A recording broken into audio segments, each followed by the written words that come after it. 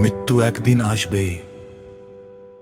মৃত্যুকে আমি ভয় করি না, ভয় করি সেই দিনের কথা যেদিন আমার রব প্রশ্ন করবেন।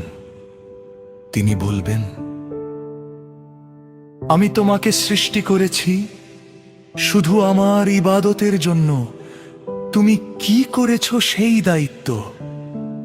তিনি বলবেন, আমি পাঠিয়েছি তোমাদের নিকট অসংখ্য নবী রাসূল, তোমাদের আমার নিকটে ফিরিয়ে আনার জন্য।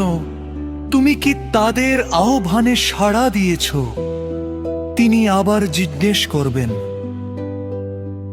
আমি পাঠিয়েছি তোমাদের নিকট শেষ নবী মুহাম্মদ সাল্লাল্লাহু আলাইহি ওয়াসাল্লামকে, তোমরা কি তাঁর পথ অনুসরণ করেছ?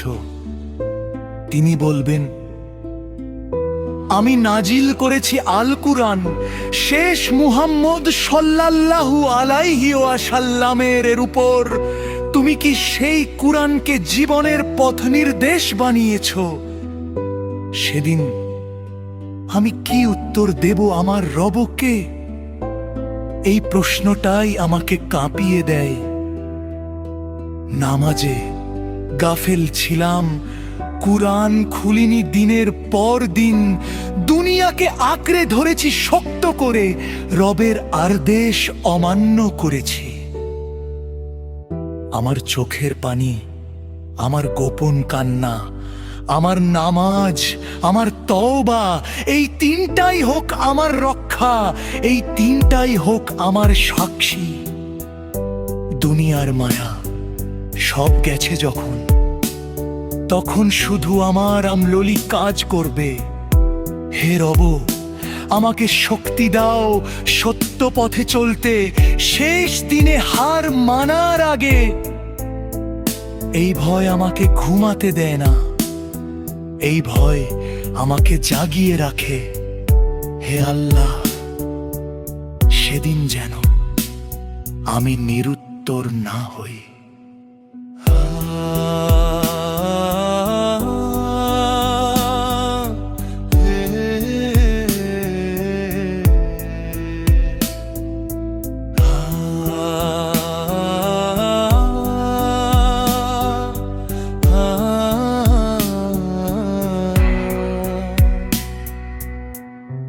আমার আমল যেন লজ্জা না দেয়, আমার জীবন যেন সাক্ষ্য দেয়, আমি চেষ্টা করেছি, আমি তোমার দিকেই ফিরেছি।